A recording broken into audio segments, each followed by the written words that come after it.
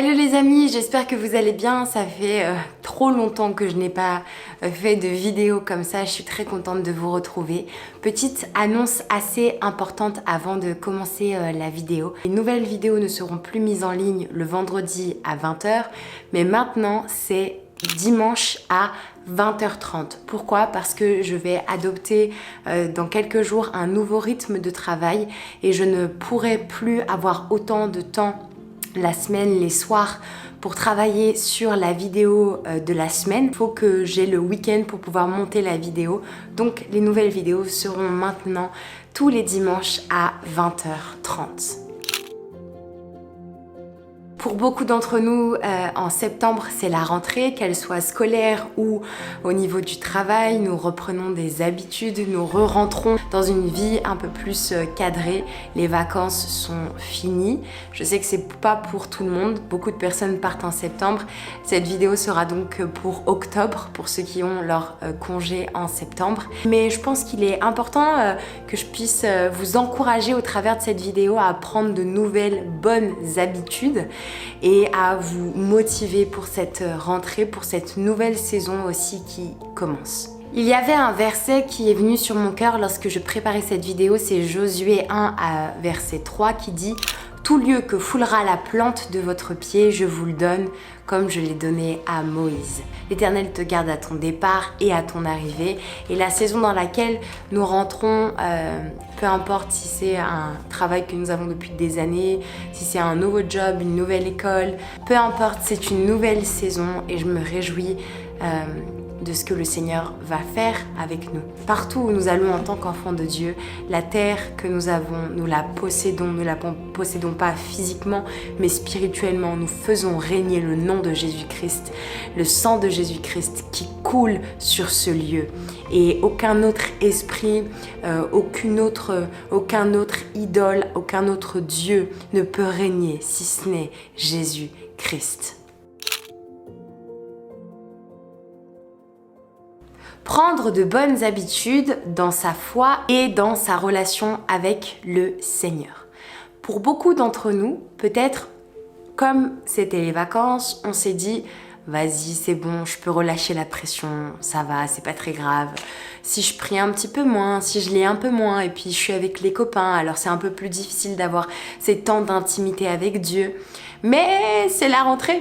Et il est temps que tu reprennes de bonnes habitudes avec Dieu, de bonnes habitudes dans ta relation avec le Seigneur. Alors je te propose de te mettre en place une routine, un système qui te convient à toi personnellement. Ça peut être de te lever plus tôt et de passer un temps avec le Seigneur. Ça peut être de te coucher plus tard et de passer un temps avec le Seigneur, entre midi et 2, peu importe. Mais un rendez-vous divin que tu te fixes tous les jours, et là où tu es avec le Seigneur, là où tu pries, là où tu lis, tu médites, mais tu passes un temps de qualité avec ton Dieu. En fait, pourquoi il est important d'être organisé, c'est parce que nous pouvons facilement être distraits, oublier, tomber sous la fatigue, tomber sous une multitude de choses qu'il y aurait à faire comme par hasard. Et en fait, prévoir un temps dans son planning, dans son organisation, c'est savoir à l'avance que ce temps est réservé pour Dieu, que ce temps est réservé à être rechargé de sa présence et que rien d'autre ne peut venir combler ce temps.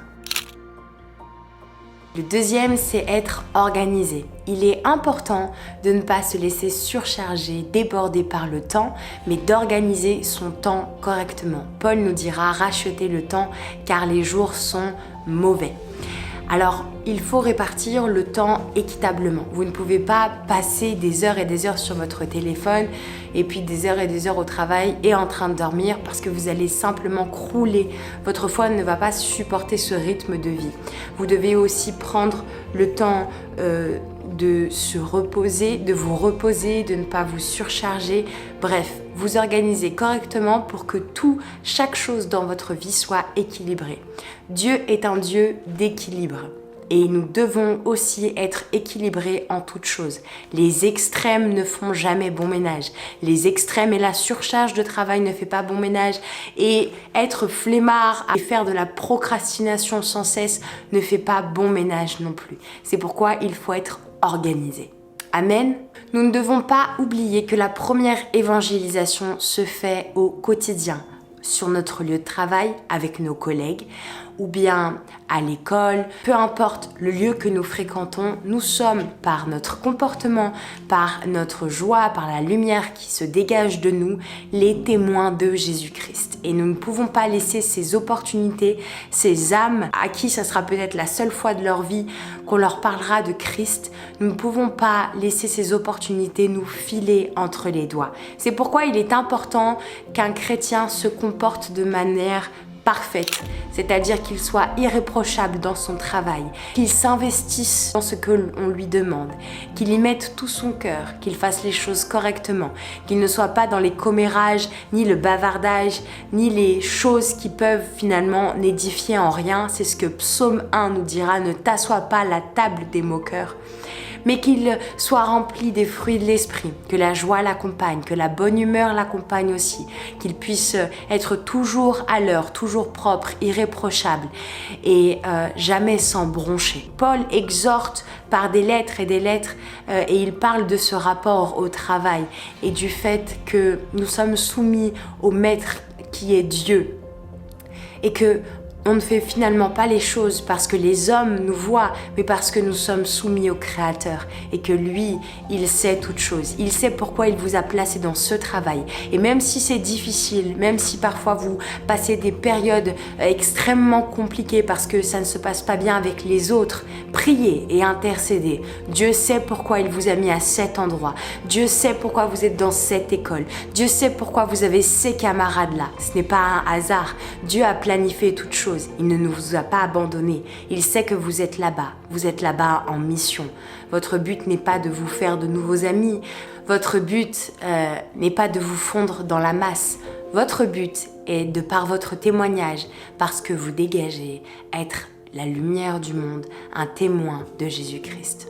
Et je vous assure que les attitudes que je viens de vous décrire valent bien 1000 mots. Vous pouvez prêcher à une personne, mais si votre vie ne reflète pas ce que vous prêchez, alors vous prêchez en vain. Mais vous êtes le témoignage vivant que Christ est bien ressuscité le 3e jour et que Dieu continue d'être fidèle, riche en miséricorde et en amour. Alors soyez fortifiés, soyez encouragés, c'est la rentrée. Ne vous laissez pas abattre par de mauvais sentiments, ne vous laissez pas confondre par le stress ou la peur, mais soyez victorieux parce que Dieu vous donne en possession la terre que vous allez fouler, parce que vous êtes une brebis du Seigneur mis à part pour sa gloire et que vous avez une mission. Je vous aime de tout mon cœur et je vous souhaite bonne rentrée.